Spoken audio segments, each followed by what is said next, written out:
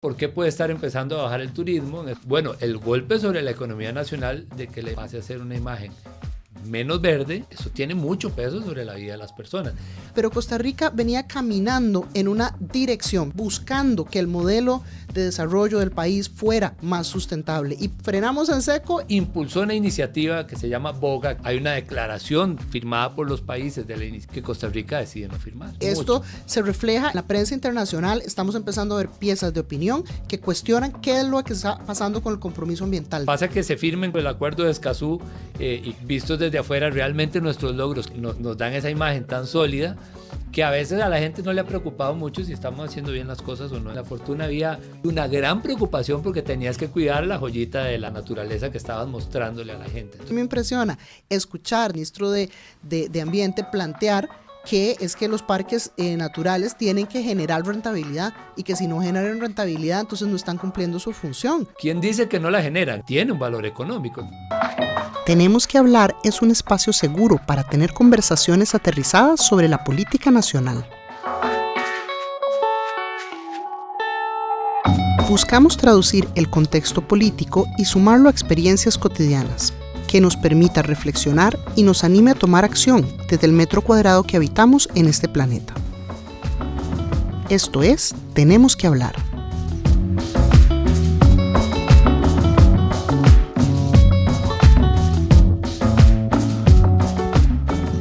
Hola, soy Maggie Salas, su anfitriona en Tenemos que hablar, y en este episodio vamos a conversar sobre ambiente. Para eso nos acompaña Leonardo Merino. Leonardo es politólogo, máster en estudios latinoamericanos y se ha especializado en el tema ambiental. Leonardo ha sido coordinador del informe de investigación del programa Estado de la Nación y también específicamente del capítulo Armonía con la Naturaleza por varios años ya. Bienvenido, Leonardo. Hola Maggie, un gusto volver a verte después de tantos años y un saludo a todas las personas que nos escuchen. Gracias por el espacio, más bien. Gracias por estar por acá. Leonardo además también tiene una beta artística porque viene de una familia musical y además fue actor. Contanos un poquitito de esa parte. Bueno, yo un artista que no fue, sería una buena decisión, de una buena concepción. Estuve rodeado toda la vida del arte, por dicha, una cosa que enriquece mucho la vida de cualquier persona y que se la deseo a cualquier persona, aunque no se dedique a eso. Mi familia cantaba, mi mamá actuaba, fue una de las fundadoras, de la época fundadora de la Compañía Nacional de Teatro, actriz durante muchos años. Y ella y mi papá a partir de los años 80 crearon un grupo musical que se llamaba Cantares, que hizo un poco de todo, investigación, composición, música, y bueno, me tocó ver por todo lado, digamos, mis hermanos que cantan, tocan piano, tocan guitarra, hacen lindo, y yo salí creo que un decente, más o menos buen politólogo y cero por ese lado, a pesar de que en el colegio estuve metido, actué, disfruté muchísimo del teatro, de estar en las tablas, de poder convertirme en otra persona, me encantó mucho la experiencia. Además el Castella es un colegio que te obliga a manejar tu libertad de alguna manera, y pasé por todo, fallidamente o no, pasé un poquito por todo, traté de pintar, traté de tocar trombón, toqué piano, guitarra. Un gran semillero el Castella, ¿verdad? Sí, realmente un espacio muy lindo, y me tocó estar en teatro, y después, bueno, me metí en otro mundo de las ciencias sociales, pero siempre con un gran amor por lo que hizo mi familia, lo que hace en el arte y por el arte en general. La naturaleza te llevó por otro lado, digamos. Correcto, que además no está separado, ¿no? Es parte de las cosas que la naturaleza hizo, de hacernos capaces de arte y de música, y eso es parte de lo lindo, ¿no? Fantástico. Bueno, Costa Rica históricamente ha sido reconocida a nivel mundial como un país, tanto por iniciativas propias como por el liderazgo de otras iniciativas globales, un país con liderazgo ambiental.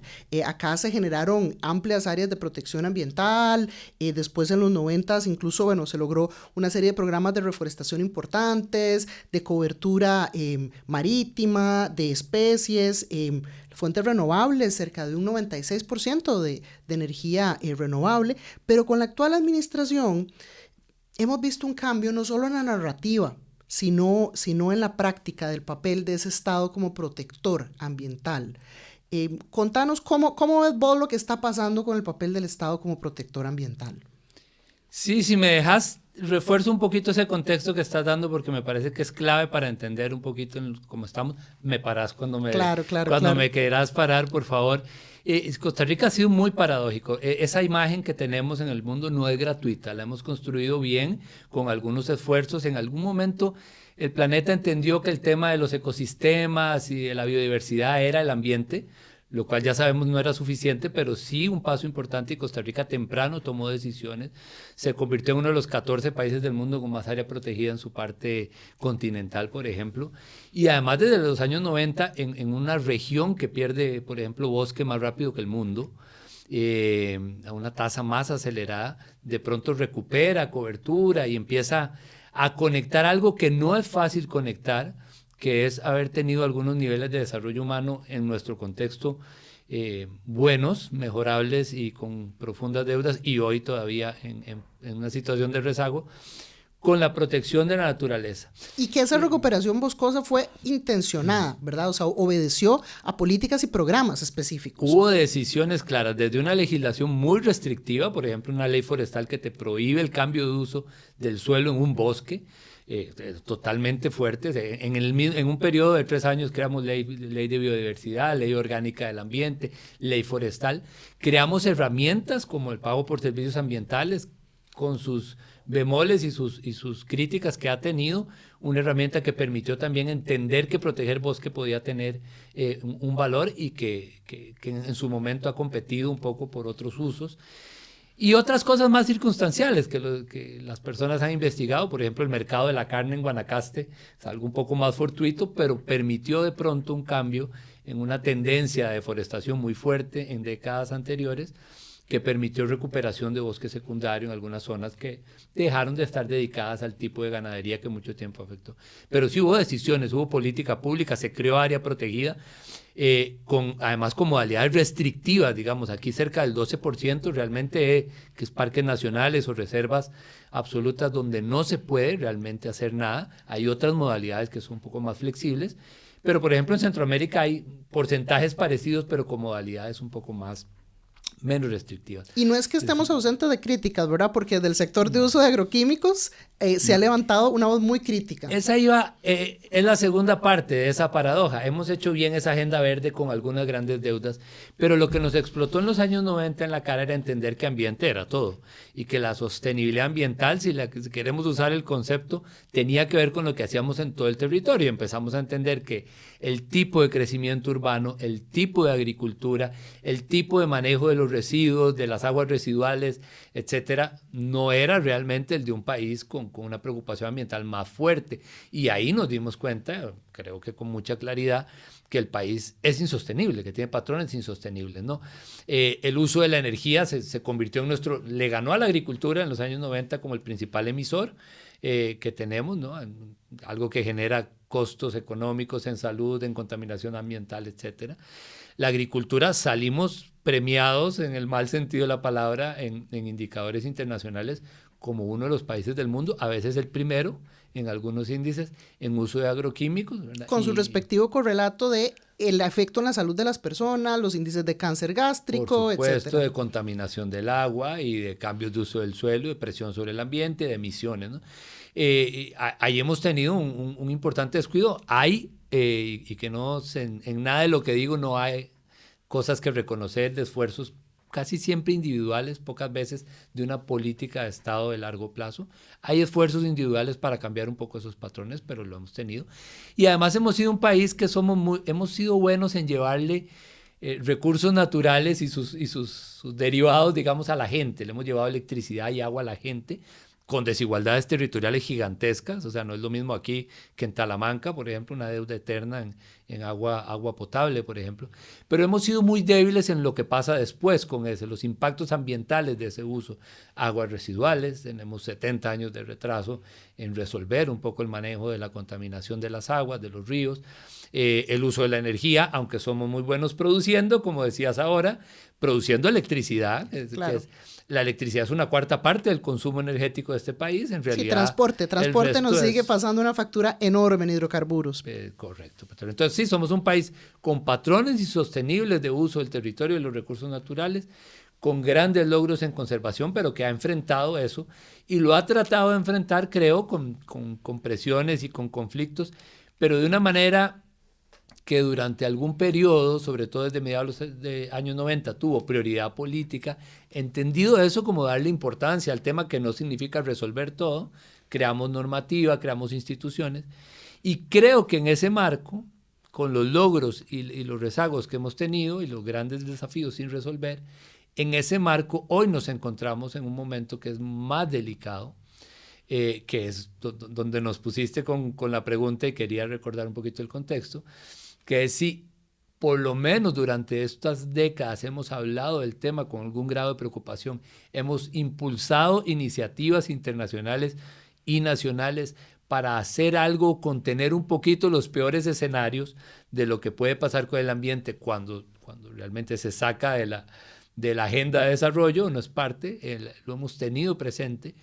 Hoy estamos viendo un cambio, no solo en cómo hablamos del ambiente, sino en las consecuencias de ese cambio del discurso, en las acciones concretas que han afectado de manera particular el liderazgo internacional, pueden afectar la imagen internacional, pero también empezar a construir una discusión que no teníamos, que es si nos interesa o no el tema, si vamos a culpar a la protección ambiental de los problemas del desarrollo, que es una tentación muy fácil, ver el ambiente como un obstáculo para el desarrollo, y si nos vamos a pelear contra el criterio científico, contra la participación social, etcétera, ¿no? Entonces, claro, y que aquí es todo un tema de hacia dónde vamos caminando, porque como vos bien señalás, no se trata de decir aquí todo estaba perfecto, porque no lo estaba, había grandes deudas, pero Costa Rica venía caminando en una dirección, venía buscando que el modelo de desarrollo del país fuera más sustentable, y pareciera que en estos momentos frenamos en seco y como que empezamos a caminar en otra dirección. ¿Qué son algunos de los elementos que nos permite decir, bueno, es que no estamos caminando en la misma dirección hacia ese modelo más sostenible? Sí. Sí, en este informe los investigamos porque uno siempre quiere ver si el corazoncito lo está engañando. Es que no me gusta cómo hablan, pero estar exagerando. En realidad el país tiene sus esfuerzos. Entonces tratamos de analizar con cuidado este cambio en la narrativa histórica del país sobre ambiente y encontramos algunas evidencias. Voy a ponerte tal vez 4 o 5 ejemplos que me parecen relevantes. Uno es ese liderazgo internacional. Es cómo nos posicionamos ante el mundo hablando del tema. Que por cierto, no solo en Costa Rica está pasando, que hay líderes en el mundo directamente declarándole la guerra, y a partir de enero de este año más con una claridad pasmosa al tema ambiental de manera clara, ¿no? Pero, ¿qué está pasando con el liderazgo de Costa Rica? Te pongo 2 ejemplos. Costa Rica impulsó una iniciativa que se llama BOGA, que es esta iniciativa para ir más allá del petróleo y el gas en el mundo, impulsada por Costa Rica, ¿no? Y por Francia y Dinamarca, y un conjunto de países se fueron sumando, pero una iniciativa de Costa Rica internacional para tratar de empujar esta discusión de que había que empezar a pensar el desarrollo más allá de los hidrocarburos, de la quema de petróleo y del gas, ¿no? No nos hemos salido formalmente de esa iniciativa que creamos, pero sí le dimos la espalda. Por ejemplo, en la COP28 hay una declaración de esta iniciativa, firmada por los países de la iniciativa, que Costa Rica decide no firmar. Es decir, es como yo sigo estando, pero no te quiero firmar la opinión. Es decir, dejamos de estar en el sentido de peso, sustantivo, dejamos de apoyar una cosa en la que el liderazgo de Costa Rica había tenido peso. Y los otros países están tomando nota de esto, porque esto se refleja evidentemente en la prensa, ¿verdad? En la prensa internacional estamos empezando a ver piezas de opinión que cuestionan qué es lo que está pasando con el compromiso ambiental de Costa Rica. Hay una preocupación clarísima, y bueno, en Alemania, en Francia, en varios países y en América Latina, este cuestionamiento que está pasando ahí con el tema ambiental es muy, muy claro. Y bueno, eso ha favorecido que nos vean con una lupa más fina también, porque vistos desde afuera, realmente nuestros logros, que no son pocos, nos dan esa imagen tan sólida que a veces a la gente no le ha preocupado mucho si estamos haciendo bien las cosas o no en algunos temas. El tema energético para mí es muy evidente, ¿verdad? Nosotros dijimos en el 2006 que íbamos a ser carbono neutrales en el 2021. Y en el 2021 nadie nos preguntó si lo habíamos logrado. Salimos diciendo que íbamos a descarbonizar y el mundo volvió a celebrar la iniciativa de Costa Rica. Dice, qué bueno, Costa Rica proponiendo. Y no nos pusimos a ver con lupa si habíamos hecho o no la tarea para eso. Y no la hicimos mucho, no, realmente, tanto así que no tocamos al principal emisor durante todos esos años y por supuesto no podíamos caminar en ese sentido. Pero bueno, pasa eso, pasa que se firma en Costa Rica, por ejemplo, el acuerdo de Escazú y Costa Rica no ratifica un acuerdo firmado en su patio. Entonces hay una pérdida importante de ese posicionamiento que se nos puede convertir en una pérdida de algo que para el país tiene réditos políticos y también económicos, porque la gran imagen del país le ha traído plata, ¿verdad? Que es importante, pero también le ha traído ese valor que es poder mover un poco los hilos de la discusión en materia ambiental con autoridad, y ahora puede estar bajo cuestionamiento. Entonces, primera área en la que yo diría el cambio de la narrativa no solo es cómo hablamos, no solo es que ya oigamos autoridades hablando del ambiente como un obstáculo para el desarrollo, sino que le demos la espalda a la discusión internacional y nos metamos un poco en ese tren, que ahora está muy, muy claro, de olvidarse del tema en aras del crecimiento económico, como lo pensamos en otras épocas del desarrollo, en que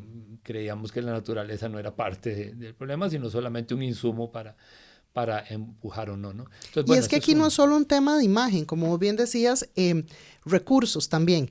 Los programas ambientales de Costa Rica le han permitido captar recursos por servicios ambientales, ser un terreno para pilotear proyectos también a nivel global que tienen que ver con esa sostenibilidad ambiental. Estamos en un momento de la historia donde diferentes actores quieren buscar impulsar medidas de sostenibilidad y Costa Rica en muchos casos les ha brindado ese escenario para poder decir esto sí es posible, y eso ha implicado recursos concretos para las personas en terreno. Es correcto. Ve, por ejemplo, PSA, en algún momento, que nos costó mucho poder evaluarlo y conseguir como los datos, pero en algún momento, más o menos el 18% de la cobertura forestal que este país tenía era pago por servicios ambientales que estábamos logrando financiar, en parte con el impuesto a los combustibles, que es una cosa muy complicada porque dependemos de que se vendan y se quemen, lo cual es algo que hay que ir moviendo, pero también de la cooperación internacional que ha derivado de que Costa Rica sea un buen ejemplo y la gente quiera poner el esfuerzo, pero además quiere imitar un poco cómo habíamos logrado impulsar niveles de desarrollo humano importantes con conservación de la naturaleza a la par, y con esfuerzos de sostenibilidad importantes. Entonces, sí, ese liderazgo internacional significa recursos, significa turismo. Yo no soy experto en turismo, pero para mencionar noticias del día, algo que suelo no hacer cuando hablo de la nación, esta discusión de por qué puede estar empezando a bajar el turismo en este momento. Bueno, el golpe sobre la economía nacional de que la imagen de Costa Rica pase a ser una imagen menos verde, y además en el contexto de la violencia y otras cosas que están pasando, el narcotráfico y esto que nos ha explotado también en los últimos 2-3 años de manera muy importante. Eso tiene mucho peso sobre la vida de las personas. A pesar de que hay modelos turísticos que no benefician tanto a la gente que la rodea, hay otros que sí. Cosa que hemos comparado, por cierto, en estudios. Una vez comparamos el modelo de Tamarindo y La Fortuna, para darnos cuenta que donde hay grandes cadenas enfocadas en sol y playa, los beneficios locales son menos y la preocupación ambiental es menos. Pero, por ejemplo, en La Fortuna había más pequeña y mediana empresa, más beneficios de empleo local y una gran preocupación porque tenías que cuidar la joyita de la abuela, que era la naturaleza que estabas mostrándole a la gente. Entonces, bueno, hemos tenido momentos en que el turismo ha tenido un peso sobre nuestra economía muy grande, en parte por esa imagen verde, que no es gratis, insisto, la hemos logrado con esfuerzo, pero que si empezamos a comportarnos internacionalmente como un país que descuide, no solo en el discurso, sino en las acciones, pues ahí nos metemos en problemas.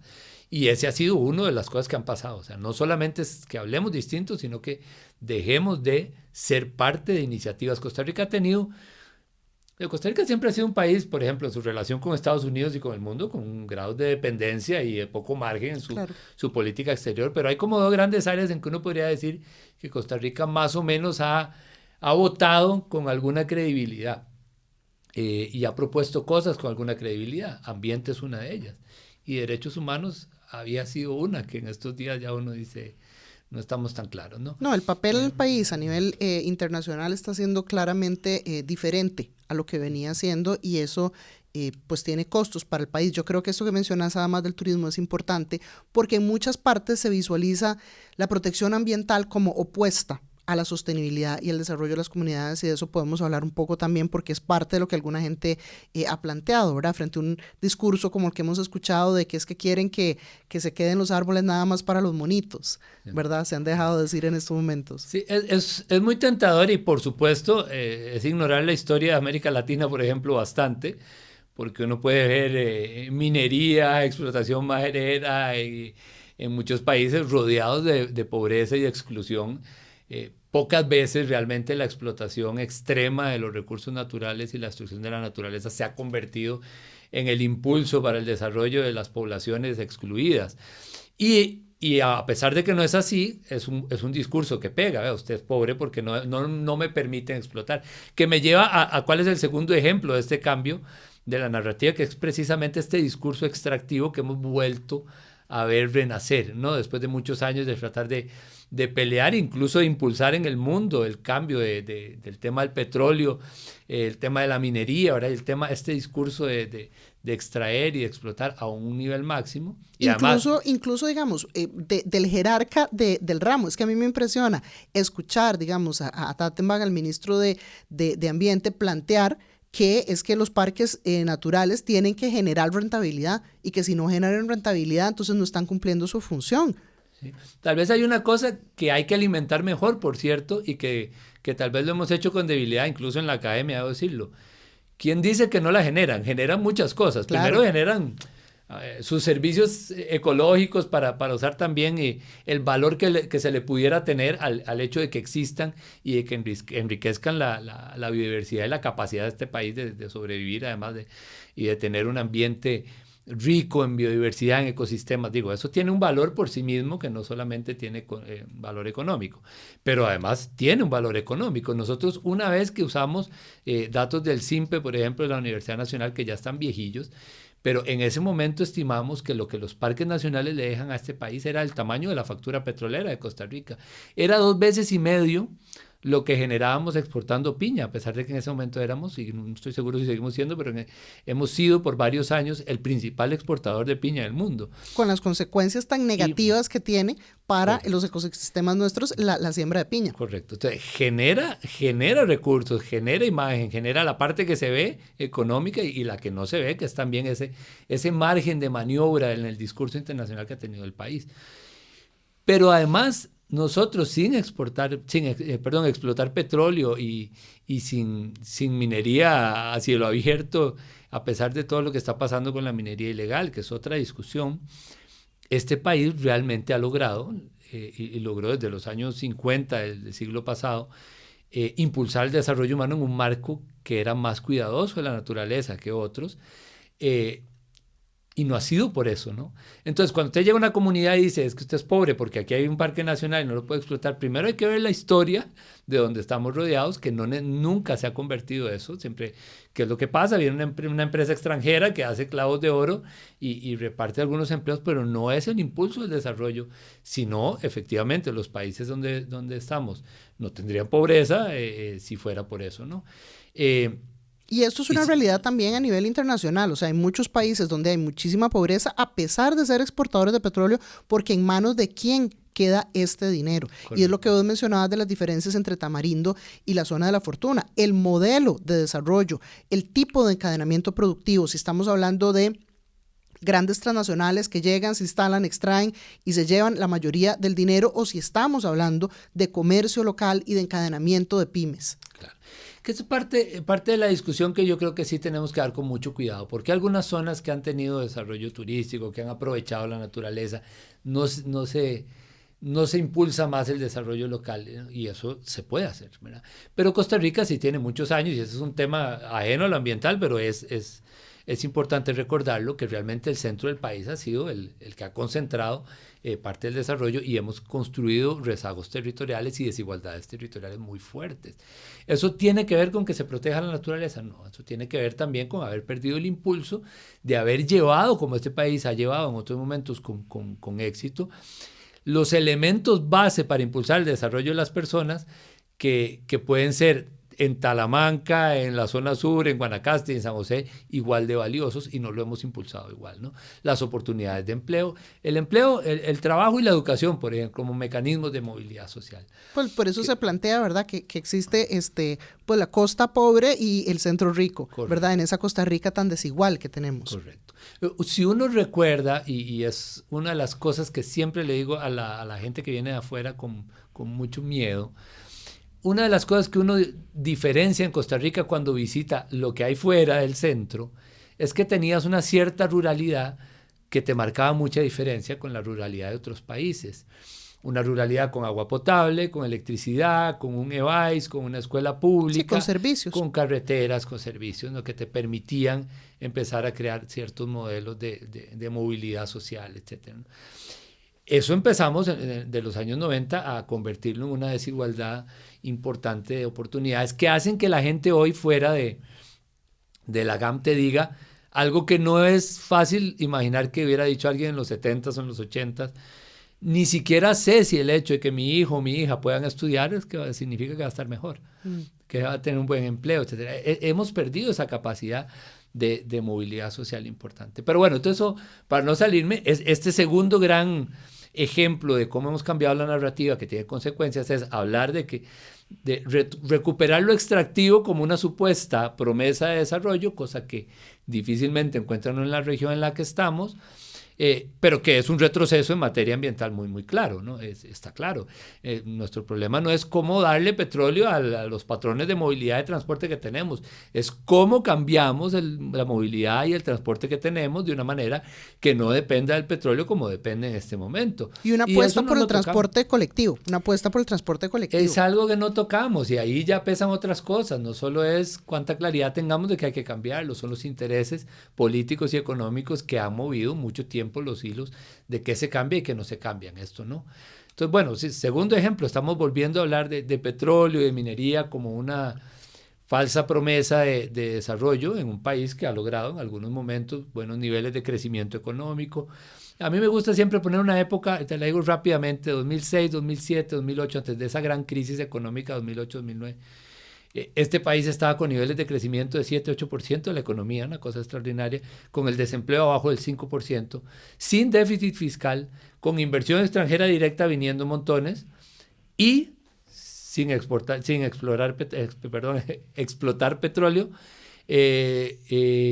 o gas natural, pagando la caja, teniendo siempre cargas sociales, porque mucha gente dice que las cargas sociales son parte de la explicación de la pobreza y todo eso, y la falta de crecimiento. Sí, este país ha logrado crecimiento cuidando la naturaleza y haciendo un poquito de eso parte de su impulso. Entonces, bueno, no, el país no la tiene fácil para esta discusión. Tercer ejemplo, si crees, aparte que hemos, insisto, perdido el liderazgo internacional, recuperado el discurso extractivo y volver a hablar de ese tipo de cosas que hay que dejar atrás en el mundo. Y tercero, estamos peleados con lo técnico y con la ciencia, y eso es en el mundo y aquí muy preocupante, ¿no? No he oído todavía en el país algunos discursos tan extremos. Sí, negacionistas, digamos. Exacto, el cambio climático es una gran mentira, pues no estamos ahí, pero sí hay un pleito con el criterio técnico, y hay algunos ejemplos que se registraron en los últimos 2-3 años que son importantes, en los cuales si el criterio técnico choca con intereses económicos, resulta que preferimos pelearnos con el criterio técnico y con la ciencia, y eso es muy preocupante.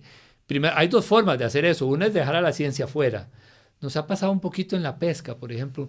No logramos, no terminamos de construir los datos para saber qué podemos hacer sostenible o no en la pesca, ¿no? Y si no los tenemos, vamos un poquito como a la improvisada, ¿verdad? Y esto que señalas es muy preocupante porque, claro, se da el veto a la pesca de arrastre, pero como no se generan alternativas reales para esta población, ¿cuál es el resultado? Que estamos otra vez en la discusión de si debería abrirse el tema de pesca de arrastre o no, y además tenemos una población pesquera muy excluida que entonces se ve forzada a recurrir a otras alternativas que pues colocan en riesgo su vida y la de su comunidad.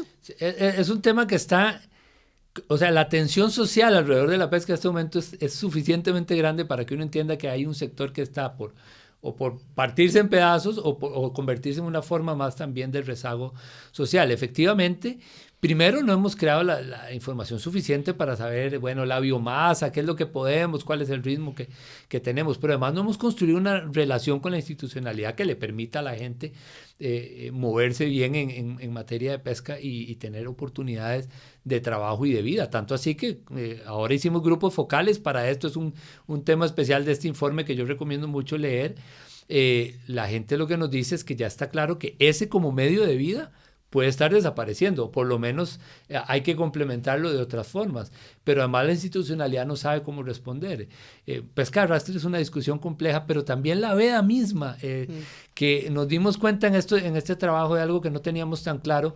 El subsidio que se da por veda está pegado al tema de pobreza extrema. Sí. Eso quiere decir que si no tenés pobreza extrema, ¿verdad? De pronto tenés un tele en la casa, ¿verdad? Pero sos pobre, pero digamos, puedes comer, pero no tenés cierto nivel de pobreza, te quitan la veda. Y la veda en realidad es, el subsidio.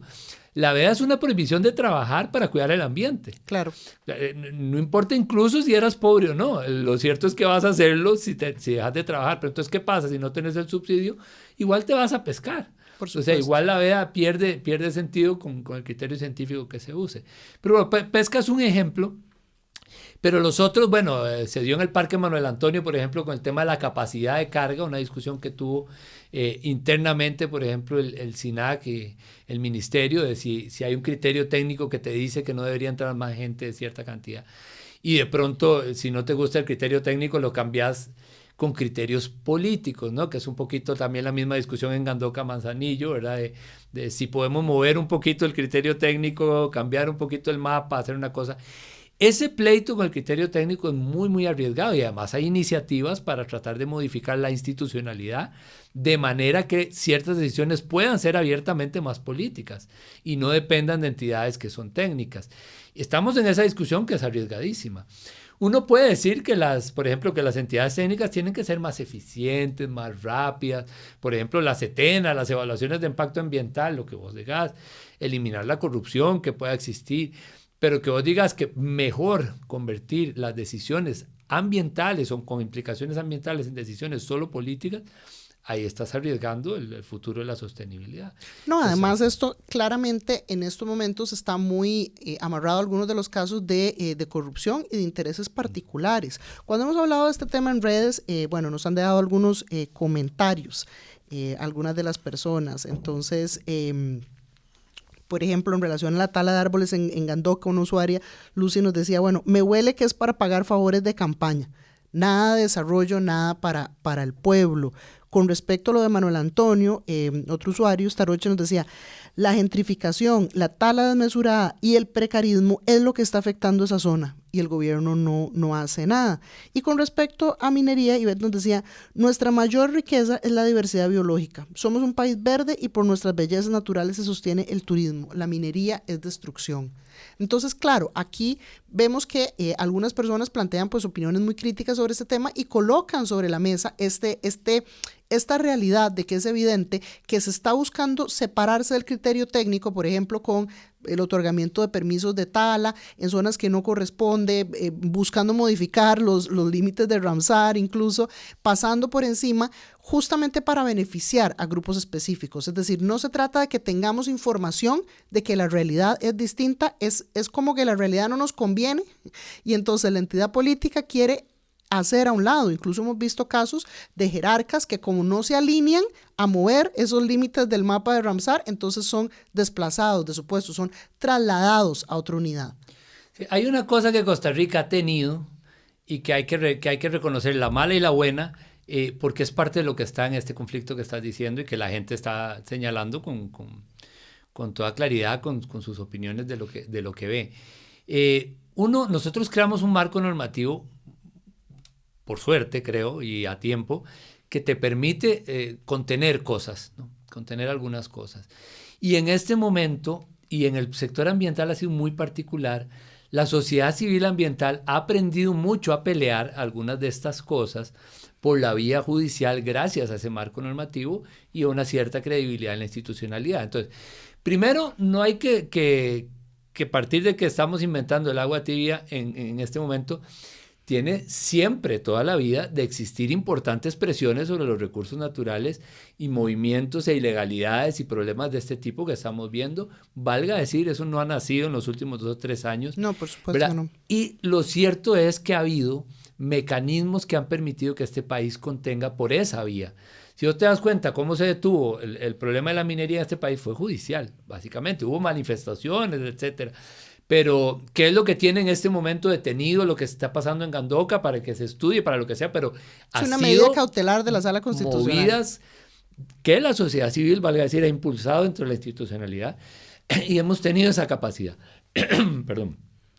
Pero, ¿qué es lo que está pasando ahora que sí pareciera grave y complicado? Que haya abiertamente una intencionalidad de ver cómo ir eliminando esas posibilidades de que el criterio técnico sea parte de la discusión o que la normativa tenga mecanismos de resistencia, ¿no?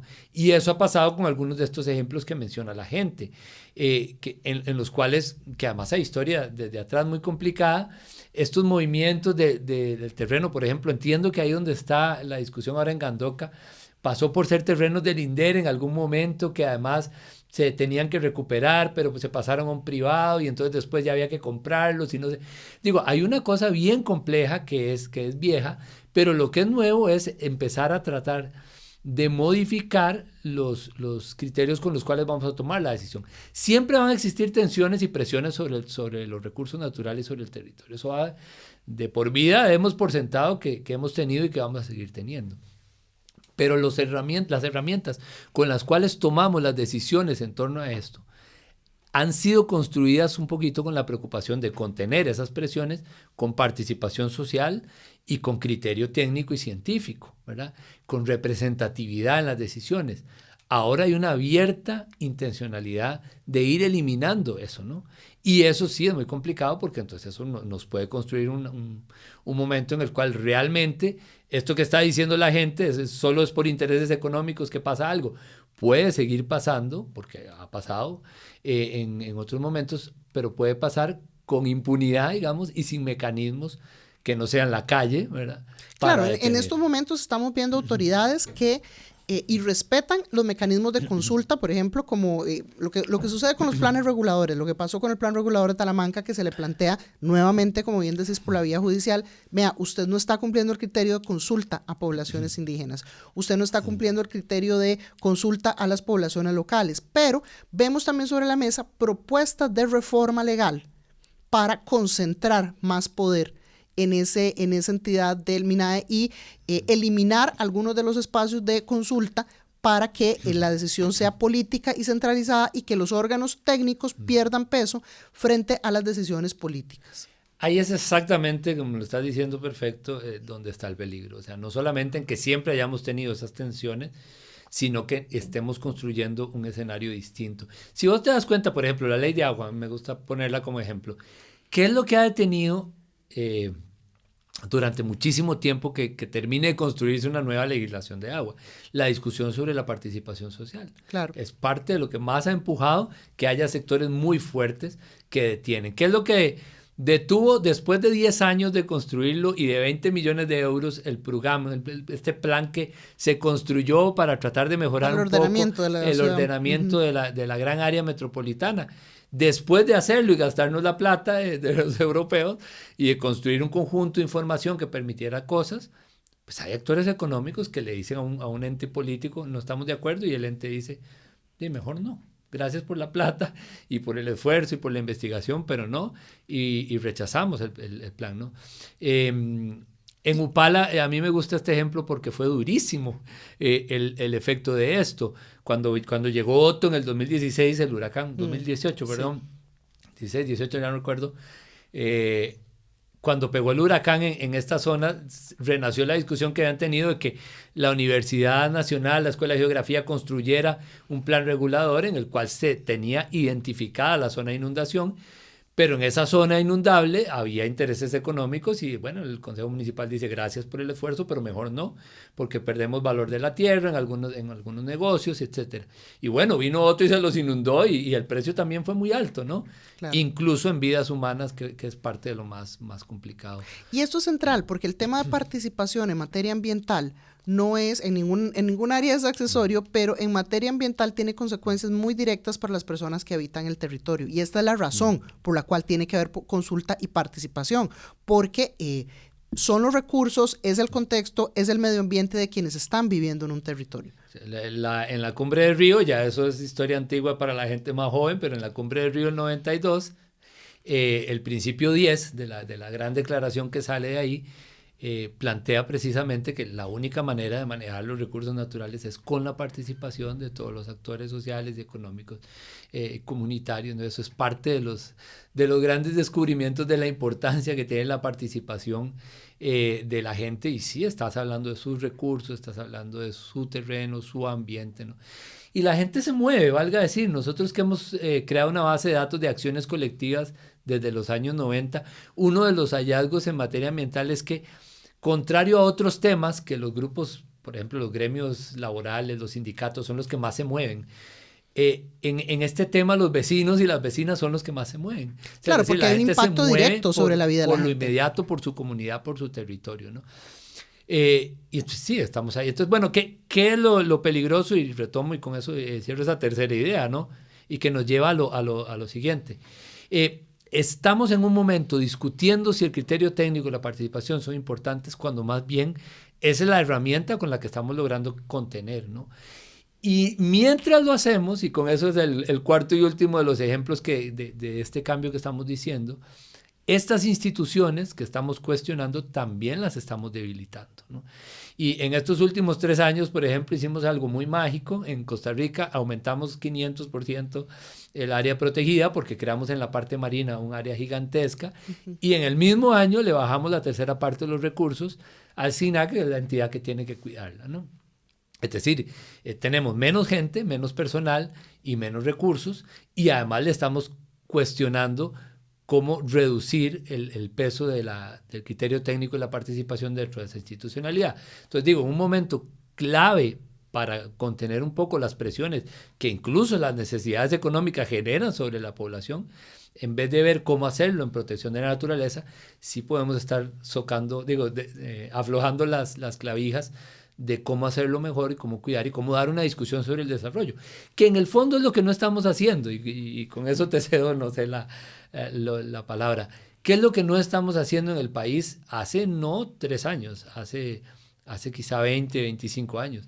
Discutiendo cuál es el estilo de desarrollo que tenemos. Durante un tiempo tuvimos un modelo más o menos claro, desarrollamos un tipo de estado de bienestar, metimos en la Constitución que además lo que hiciéramos era en armonía con la naturaleza, lo convertimos en un derecho constitucional, un ambiente sano, y tratamos de convertir eso en leyes. Es decir, nosotros más o menos entendíamos cómo queríamos desarrollar esto a través de servicios públicos que le permitieran a la gente estudiar, tener movilidad social, tener acceso a salud.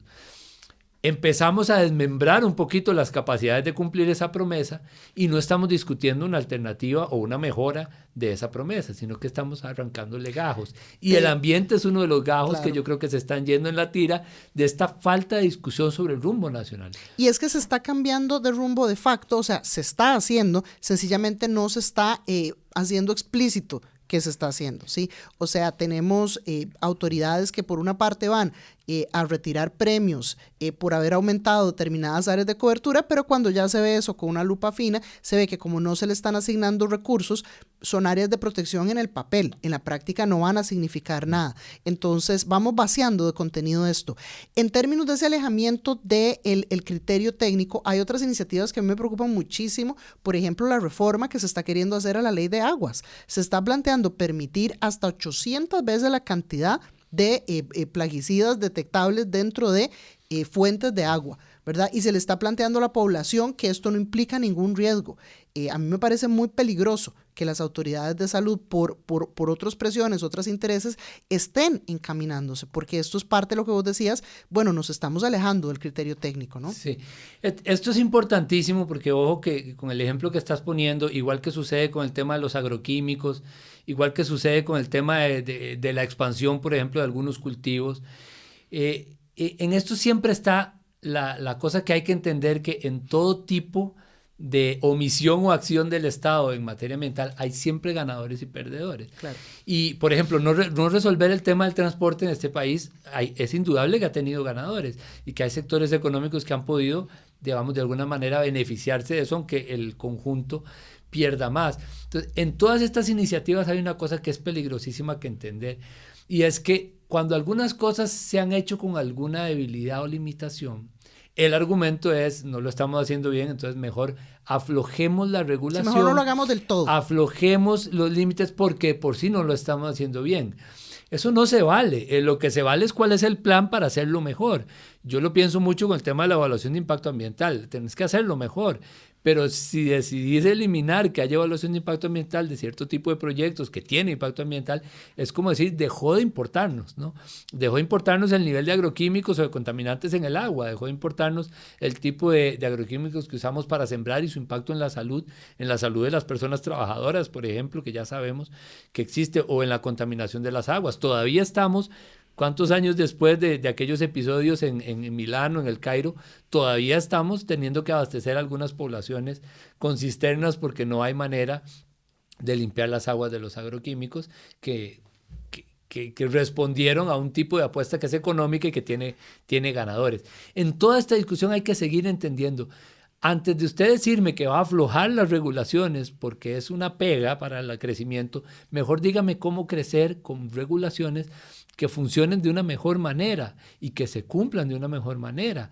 Porque si no, entonces es como rendirse, ¿no? Sí, es que el objetivo es el mismo, porque es que ese es el tema, ¿verdad? O sea, las políticas que implementamos como país nos llevan en una dirección o en otra.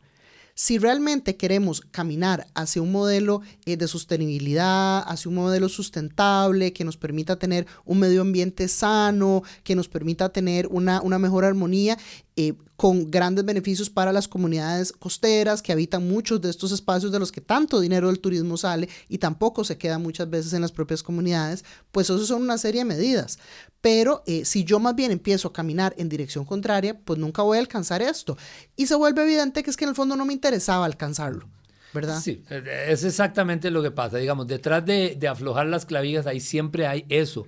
Favoreces un sector económico que te permite hacer ciertas cosas. Digo, uno puede decir, por ejemplo, que el crecimiento de la piña es un logro productivo. Es decir, que este país de pronto pasó a ser el primer exportador del mundo. Eso puede ser considerado un logro productivo. Si vos le tuvieras a la par el cuidado ambiental, los límites, entender un poquito cuál es la apuesta, entender si, ojo, este país está dejando de sembrar lo que come, a dónde vamos con este...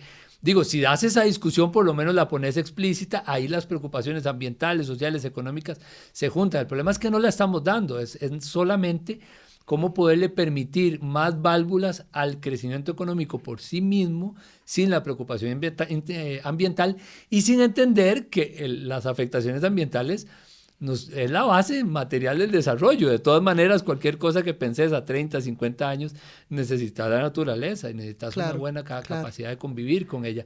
Y no la estamos construyendo. Y ahí sí tenemos una discusión sin dar, que es cómo hacer bien eso, pero no puedes aflojar. En este momento no puedes aflojar la capacidad de regular, de medir, de conocer, de poder denunciar, y de poder contener cosas por la vía legal y por la vía de la calle, como también es parte de lo que vendrá probablemente cada día más, ¿no?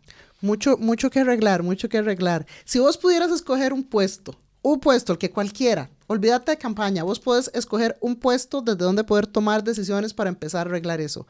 ¿Cuál ministerio escoges? ¿Cuál institución? Si es para mí o si es para digo, te voy a decir una cosa.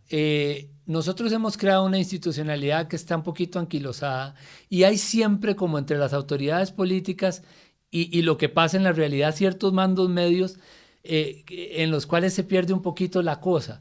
Yo no sé cuál, pero digo, a mí me gustaría mucho trabajar en el tema ambiental, es lo que hago desde la investigación, que es lo que sé hacer. Probablemente sería un pésimo ministro o un pésimo viceministro, no sé si tendría esa capacidad. Pero si yo entrara a algo como eso, a mí me gustaría estar en esa interfase entre la autoridad que llega y lo que pasa en el campo. O sea, vos no querés ser el ministro de Ambiente, sino el mando medio. Estar en ese punto en el que yo creo que A veces cuando llegan las buenas intenciones se traban un poco, o a veces cuando llega un ministro que te dice, aquí el ambiente, te generan contención, que es lo que puede estar conteniendo algunas cosas en este momento en el país. Que existe una cierta institucionalidad, una cierta normativa que todavía te responde. Si vos ves parte de lo que pasa con algunas tendencias autoritarias o populistas en el mundo, es que de pronto encuentran una nula respuesta al punto de que de pronto se toman todos los poderes y todas las instituciones y deja de existir cualquier contención. En Costa Rica, quien llegue en el 2026, digamos, al gobierno, decide que quiere hacer ciertas cosas, todavía es cierto que hay una institucionalidad que le puede decir que no. Y yo creo que en ambientes claves, si nosotros estamos construyendo información, buenos mecanismos de comunicación con las comunidades, con los actores económicos y sociales que están vinculados, y estamos viendo de cerca eso, puede venir quien sea, pero uno puede contener a través de conocer la normativa y hacer funcionar las cosas. A mí me gustaría ser ese que trata de hacer funcionar las cosas, pero que a la vez contiene al de arriba, que no es necesariamente, porque el que llega arriba primero tendrá que responder a los intereses y las indicaciones de más arriba, ¿verdad? Pero además tiene que lidiar con eso. ¿Qué serían un par de acciones que a vos te gustaría hacer desde ese puesto de mando medio? Que vos dirías en estos momentos podrían ser algo estratégico para el país. Yo creo que hay que hacer una revisión inmediata y además aceitarlo y reformarlo para bien, digamos, a todo este esquema institucional que permita que el criterio científico, técnico y la participación sean parte de todo lo que se haga en ambiente. Yo lo primero quería saber, ok, ¿dónde es que tenemos todas las herramientas para esto? ¿Cuáles son las cosas que tenemos a mano que nos permiten que lo que se haga en esto tenga buenos criterios? Y pensando en una cosa muy de contener, ni siquiera muy propositiva, porque creo que estamos en el momento de la resistencia. No, pero a mí me gustaría revisar un poco cuál es todo el esquema institucional y normativo que permite que este país contenga y mantenga, digamos, de una manera paralela la preocupación ambiental con todo lo que la agenda de desarrollo tenga y ponerla en la mano, también decir, aquí esto es lo que tenemos. Fortalecer el criterio técnico. A mí me gustaría revisar la institucionalidad y ver cómo fortalecer las entidades y el personal, etcétera, y la forma de trabajo que también a veces puede ser desesperante para el criterio técnico. Y creo que lo otro que hay que hacer es impulsar digamos, en todo, en este país, acuerdos políticos en materia ambiental que no hay. O sea, estamos yendo como un poquito dando palos ahí sin tener una discusión. Yo creo que como parte de la discusión sobre el desarrollo humano de este país hay que dar una discusión sobre cuál es el rumbo y cuál es el papel del ambiente en eso. Yo creo que habría que dialogar con la gente. Solo en este ejercicio académico, ir a hablar con la pesca, entendimos cosas que no habíamos entendido. Imagínese poner a la institucionalidad ambiental a hablar con la gente y empezar a entender qué es lo que hay que hacer. Yo crearía mecanismos de diálogo y revisaría la institucionalidad y las normas que permiten que el ambiente tenga un lugar a la par de lo social y lo económico, pero no en último lugar, ¿verdad? Sino a la par, que es parte de lo que le dicen a uno mucho, es que lo ambiental tiene que considerar lo económico. Y te dicen, sí, gracias, pero digo, después de 50 años de que lo ambiental no fue parte de lo social y lo económico, entonces digo, ahora póngalo a la par, pero póngamelo a la par. Yo creo que eso sería un poquito, por ahí, no sé. Bueno, se nos fue el tiempo ya. Muchas gracias a quienes nos han acompañado en este capítulo. Encontramos a Costa Rica en muy malas condiciones frente a una crisis climática global en un momento donde el ambiente es tan crucial. Vemos al país dando pasos en una dirección opuesta a la sustentabilidad, alejándose del criterio técnico, alejándose de lo que ha sido la tradición de poder hacer una combinación entre el desarrollo económico y la protección ambiental. Un Costa Rica que se está alejando mucho del criterio científico, técnico y está permitiendo que el interés económico y las decisiones políticas pasen por encima de esa materia ambiental, que no está escuchando suficiente a las comunidades, no les está abriendo suficientes espacios de participación y está teniendo como único mecanismo para contener parte de las decisiones que pasan por encima del criterio técnico, materia judicial. Esto es peligroso porque entonces empieza a vivirse el criterio legal como algo externo a las comunidades y como una imposición que frena proyectos. Y una vez ojalá logremos retomar el rumbo y logremos más bien saldar algunas de esas amplias deudas que tenemos en materia ambiental y retomar el peso que debe tener el criterio científico y la voz de las comunidades en la protección ambiental de Costa Rica. Soy Maggie Salas, su anfitriona de Tenemos que Hablar. Muchas gracias por habernos acompañado en este capítulo y muchas gracias a Leonardo Merino también por traernos insights tan valiosos desde la investigación y el trabajo ambiental. Nos vemos la próxima vez. Gracias por escucharnos. No se pierda el próximo episodio de Tenemos que Hablar.